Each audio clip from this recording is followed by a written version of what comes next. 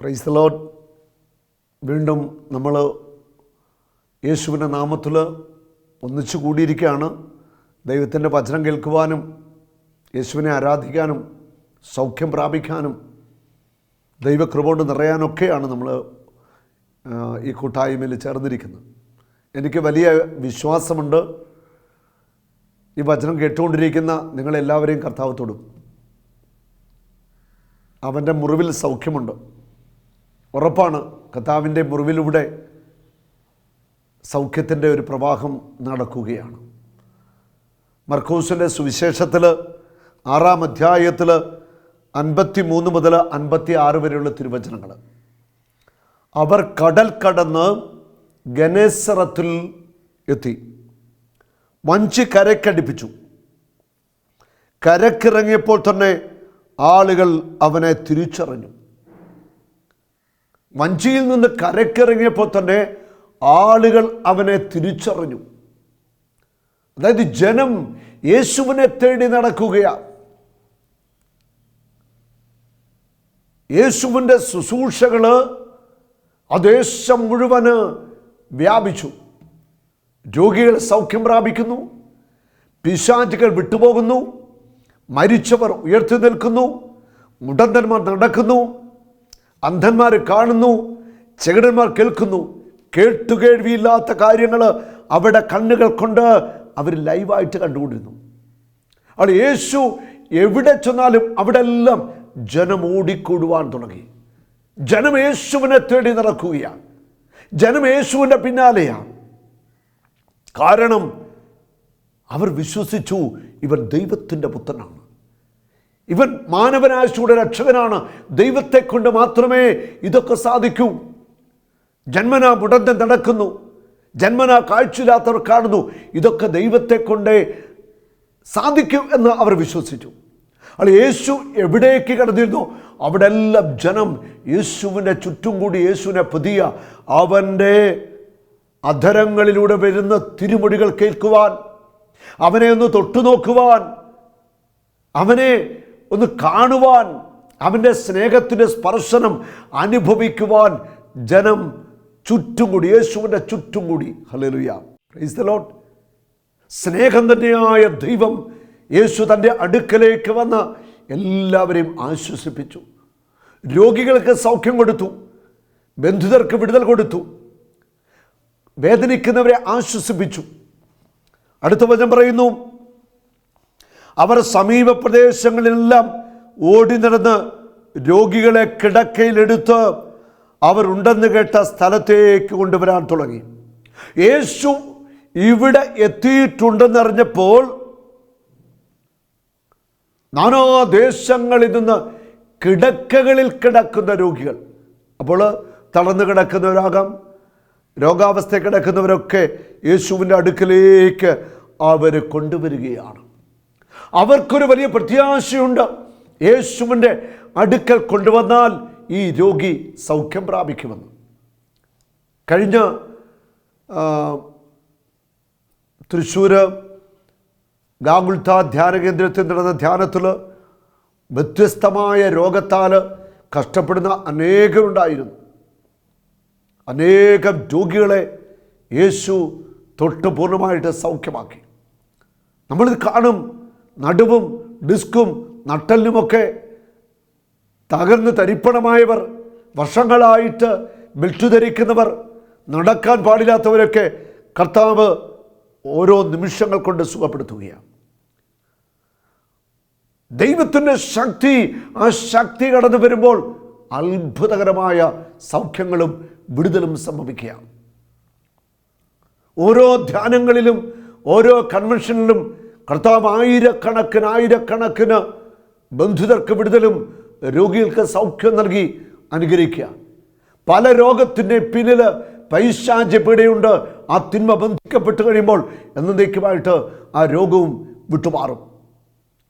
മർക്കോസ് 6:56 ഗ്രാമങ്ങളിലോ നഗരങ്ങളിലോ നാട്ടിൻപുറങ്ങളിലോ അവൻ ചെന്നിടത്തൊക്കെ ആളുകൾ രോഗികളെ കൊണ്ടുവന്ന് പൊതുസ്ഥലങ്ങളിൽ കിടത്തിയിരുന്നു. നോക്കൂ, ഗ്രാമങ്ങളിലും പട്ടണങ്ങളിലും എല്ലാം എവിടെ യേശു ചെന്നോ അവിടെയെല്ലാം രോഗികളെ കട്ടിലുകളിൽ കൊണ്ടുവന്ന് കിടത്തിയിരിക്കാം. എവിടെ ചെന്നാലും രോഗികളുടെ ഒരു പ്രളയത്തെക്കുറിച്ചാണ് വചനം പറയുന്നത്. യേശു എവിടെ ചെന്നോ ഗ്രാമങ്ങളിൽ, നഗരങ്ങളിൽ, പട്ടണങ്ങളിൽ എല്ലായിടത്തും രോഗികളെയും കൊണ്ട് ജനം വന്നു. കാരണം അവർക്ക് വിശ്വാസമുണ്ട്, പ്രത്യാശയുണ്ട്. ഓരോ രോഗിയും അനുഭവിക്കുന്ന മാനസിക പ്രയാസങ്ങൾ, ശാരീരികമായ ബുദ്ധിമുട്ടുകൾ, അവരെ എല്ലാം മറന്നുകൊണ്ട് പ്രതീക്ഷയോടെ, വലിയ പ്രത്യാശയോടെ അവർ യേശുവിൻ്റെ അടുക്കലേക്ക് വരികയാണ്. യേശുവിൻ്റെ അടുക്കലേക്ക് വന്ന രോഗികൾക്ക് അവൻ ആശ്വാസം കൊടുത്തു, സൗഖ്യം കൊടുത്തു, അവരെ ബലപ്പെടുത്തി പറഞ്ഞയക്കുന്നതായിട്ടാണ് വിശുദ്ധ ബൈബിളിൽ ഉടനീളം നമ്മൾ കാണുന്നത്. അവൻ്റെ അടുക്കലേക്ക് വന്ന ആരെയും അവൻ വെറും കൈയോടെ പറഞ്ഞയച്ചിട്ടില്ല. അവൻ്റെ വസ്ത്രത്തിൻ്റെ വിളിമ്പിലെങ്കിലും സ്പർശിക്കാൻ അനുവദിക്കണമെന്ന് അവർ അപേക്ഷിച്ചു. സ്പർശിച്ചവരെല്ലാം സുഖം പ്രാപിക്കുകയും ചെയ്തു. അവൻ്റെ വസ്ത്രത്തിലൊന്ന് തൊടുവാനെങ്കിലും അവർ ആഗ്രഹിച്ചു. അവിടെ ഉള്ളിൽ ഒരു വിശ്വാസമുണ്ട്, യേശുവിൻ്റെ വസ്ത്രത്തിലൊന്ന് തൊട്ടാൽ മതി സൗഖ്യം കിട്ടുമെന്ന്. അവർ വിശ്വസിച്ചു. അവരുടെ ആഴമായ വിശ്വാസം അവരെ സൗഖ്യത്തിലേക്ക് നയിക്കുകയാണ്. യേശുവിൻ്റെ വസ്ത്ര വിളിമ്പിൽ സ്പർശിച്ചവരെല്ലാം സുഖം പ്രാപിച്ചുവെന്നാണ് വചനം എഴുതിയിരിക്കുന്നത്. ഹല്ലേലൂയ. അവർ അപേക്ഷിച്ചു, സ്പർശിച്ചവരെല്ലാം സുഖം പ്രാപിക്കുകയും ചെയ്തു. ഇത് വലിയ ഒരു ദൈവിക സത്യമാണ്, രഹസ്യമാണ്. അവൻ്റെ വസ്ത്ര വിളിമ്പിൽ എല്ലാവരും സൗഖ്യം പ്രാപിച്ചു. ഒരാൾ മാത്രമല്ല, ഏതൊക്കെ രോഗികൾ യേശുവിൻ്റെ വസ്ത്ര വിളിമ്പിൽ സ്പർശിച്ചോ, വസ്ത്രത്തിൽ തൊട്ടോ, അവർ സൗഖ്യം പ്രാപിച്ചു. കാരണം അവനിൽ നിന്ന് ശക്തി ഒഴുകി. അവൻ ഉപയോഗിച്ച വസ്ത്രത്തിൽ പോലും അത്ഭുത രോഗശാന്തിയുടെ ശക്തിയുടെ പ്രവാഹമായിരുന്നു. യേശു ഇട്ടിരുന്ന വസ്ത്രത്തിലൂടെ ദൈവശക്തി ഒഴുകി. ദുഷ്ടാരൂപികൾ വിട്ടുപോയി, രോഗികൾ സൗഖ്യം പ്രാപിച്ചു. അത്ഭുത രോഗശാന്തികൾ നടക്കുകയാണ്. ലൂക്ക 6:19 ഇങ്ങനെ പറയുന്നു, അവനിൽ നിന്ന് ശക്തി പുറപ്പെട്ടു, രോഗികളെല്ലാം സൗഖ്യം പ്രാപിച്ചു. രോഗികളെ സുഖപ്പെടുത്തുവാൻ ശക്തി അവൻ്റെ മേലുണ്ടായിരുന്നു. അവനിൽ നിന്നൊഴുകിയ ആ അത്ഭുത ശക്തിയാൽ രോഗികൾ സൗഖ്യം പ്രാപിച്ചുകൊണ്ടിരുന്നു. വിശുദ്ധ ബൈബിളിൽ ഉടനീളം അത്ഭുത രോഗശാന്തിയെക്കുറിച്ച്, വിടുതലിനെക്കുറിച്ച് നൂറുകണക്കിന് സംഭവങ്ങളുണ്ട്. ആരൊക്കെ എതിർത്താലും, ആരൊക്കെ നിഷേധിച്ചാലും അത്ഭുതങ്ങളും അടയാളങ്ങളും ഇന്ന് സംഭവിക്കും. രോഗശാന്തികൾ യേശുവിന്റെ നാമത്തിൽ നടക്കും. യേശുവിന്റെ നാമത്തിൽ പിശാചുക്കൾ വിട്ടുപോകും. അസാധാരണമായ ദൈവപ്രവൃത്തികൾ നമ്മുടെ മധ്യത്തിൽ നടക്കും. അവൻ ചെയ്തുകൊണ്ടിരിക്കും. കാരണം യേശു ക്രിസ്തു ഇന്നലെയും ഇന്നും നാളെയും എന്നും ഒരുവൻ തന്നെ. മാറ്റമില്ലാത്തവൻ നിന്റെ ജീവിതത്തെ മാറ്റും. ഉറപ്പാണ്, നിന്നെ തൊടും, നിന്റെ രോഗങ്ങൾ സൗഖ്യമാകും, പിശാചിൻ്റെ ബന്ധനമടിയും, പാപദുശീലങ്ങൾ വിട്ടുമാറും, നീയും നിന്റെ കുടുംബവും തലമുറകളും വിടുതൽ പ്രാപിക്കും, അനുഗ്രഹിക്കപ്പെടും. നമ്മുടെ ദൈവം കാരുണ്യവാനാണ്, സ്നേഹനിധിയാണ്. യേശു നിങ്ങളെ തൊടും, നിങ്ങൾ അനുഗ്രഹിക്കപ്പെടും. അത്ഭുതമായ സൗഖ്യവും വിടുതലും ഒക്കെ കർത്താവ് നിങ്ങൾക്ക് തരും. ഈ ശുശ്രൂഷയിൽ പങ്കെടുക്കുന്ന എല്ലാവരെയും ഉറപ്പായിട്ടും കർത്താവ് അനുഗ്രഹിക്കും. നിങ്ങളുടെ ശരീരത്തിൻ്റെ രോഗങ്ങൾ, മനസ്സിൻ്റെ വേദനകൾ, ദുഃഖപീഠകൾ എല്ലാം കർത്താവ് ഏറ്റെടുക്കും. ഒരിക്കലും നിങ്ങളെ കർത്താവ് ഉപേക്ഷിക്കത്തില്ല. വചനം പറയുന്നുണ്ട്, എൻ്റെ അടുക്കലേക്ക് വരുന്നവനെ ഒരു നാളും ഞാൻ തള്ളിക്കളയത്തില്ല, ഉപേക്ഷിക്കത്തില്ല. നിങ്ങളെ സ്നേഹിക്കുന്ന നല്ല പിതാവ് തൻ്റെ പുത്രനായ യേശു ക്രിസ്തുവിലൂടെ എല്ലാ നന്മകളും ആത്മാവോടി നിങ്ങൾക്ക് നൽകുകയാണ്. വലിയ ഒരു വിടുതലിലേക്ക്, സൗഖ്യത്തിലേക്ക് ഈ ശുശ്രൂഷ നിങ്ങളെ നയിക്കാനായിട്ട് പോവുകയാണ്. നമ്മൾ വായിക്കുന്നു മർക്കോസിൻ്റെ സുവിശേഷത്തിൽ 16-ാമത്തെ അധ്യായത്തിൻ്റെ 17-18 വചനങ്ങൾ. യേശു തൻ്റെ അപ്പസ്തോലന്മാർക്കും വിശ്വാസികൾക്കും ഏൽപ്പിച്ചു കൊടുത്ത വലിയൊരു ദൗത്യമാണ് ലോകമെങ്ങും പോയി സുവിശേഷം പ്രസംഗിക്കുക. സുവിശേഷം പ്രസംഗിക്കാൻ എല്ലാവരോടും കർത്താവ് ആവശ്യപ്പെടുകയാണ്. ഓരോ വിശ്വാസിയുടെയും കടമയും ഉത്തരവാദിത്വമാണ് സുവിശേഷം ലോകത്തിന് കൊടുക്കുക എന്നുള്ളത്. യേശുവാണ് കർത്താവെന്നും അവൻ അനുഗ്രഹിക്കും, സൗഖ്യം നൽകും, രക്ഷിക്കും, പിശാചിൻ്റെ ബന്ധത്തെ വിടുവിക്കും, നിത്യജീവൻ നൽകും, അവൻ സമാധാനം നൽകും. ഇതെല്ലാം നമ്മൾ ലോകത്തോട് പറയേണ്ട കാര്യങ്ങളാണ്. യേശു ഇപ്രകാരം പറയുകയാണ്, 17-18 വചനങ്ങൾ. വിശ്വസിക്കുന്നവരോടുകൂടെ ഈ അടയാളങ്ങൾ ഉണ്ടായിരിക്കും. വിശ്വസിക്കുന്ന ഒരു വിശ്വാസി, കർത്താവിന് വേണ്ടി പ്രവർത്തിക്കുന്ന ഒരു വ്യക്തിയുടെ അടയാളങ്ങൾ സംഭവിച്ചുകൊണ്ടിരിക്കും. ഇത് നിഷേധിച്ചിട്ട് കാര്യമല്ല, അടയാളങ്ങൾ സംഭവിച്ചുകൊണ്ടിരിക്കും. വചനം ശ്രദ്ധിക്കുക.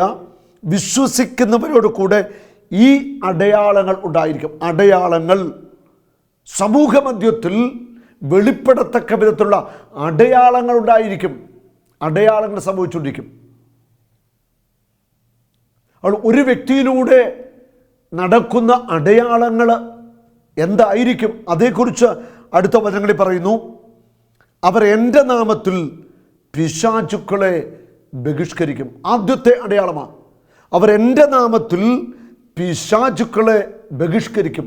Gift of deliverance.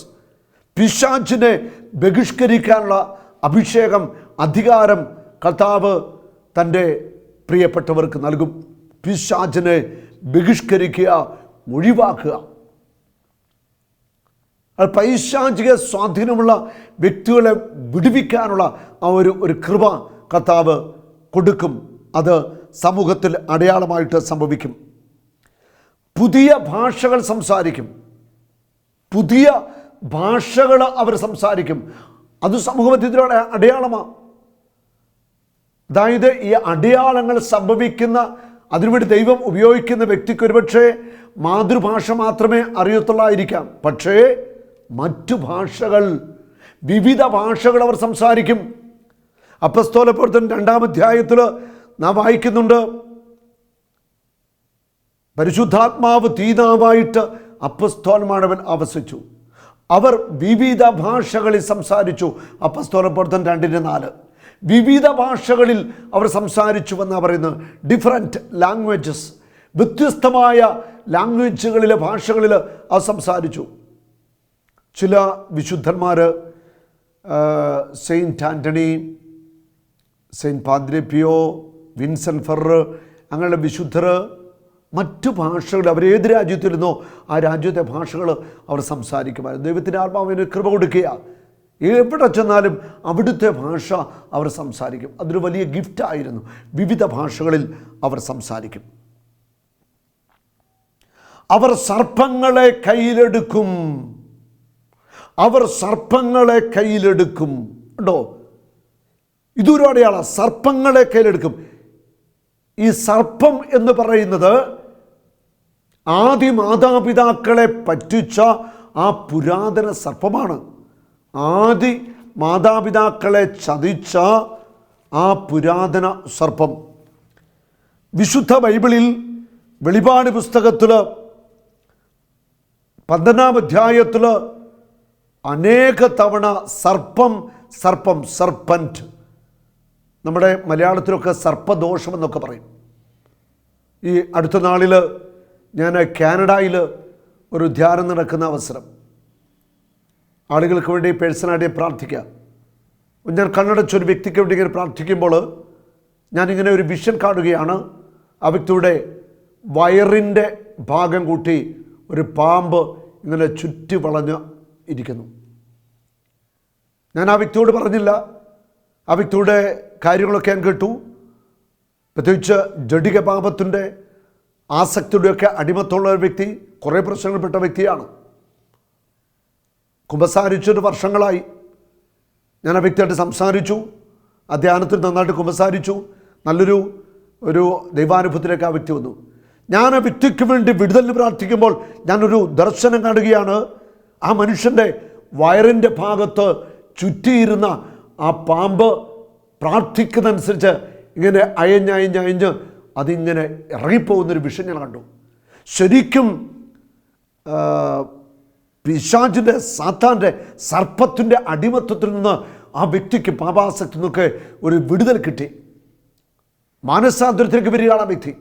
അതൊരു ശക്തമായ ഒരു അടയാളമായിരുന്നു. അത് ആ വ്യക്തിക്ക് തന്നെ അറിയാം, എന്തോ ഇങ്ങനെ വയറ്റിൽ നിന്ന് ശരീരത്തിൽ നിന്ന് വിട്ടുപോകുന്നൊരു ഫീലിംഗ് ആ വ്യക്തിക്കുണ്ടായി.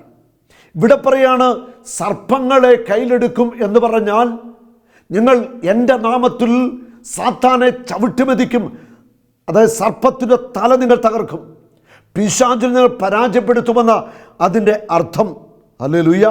ഒരു നാളും നീ അനാഥനല്ല, ഒരു നാളും നീ അന്യനല്ല, ഒരു നാളും നീ അനാഥനല്ല.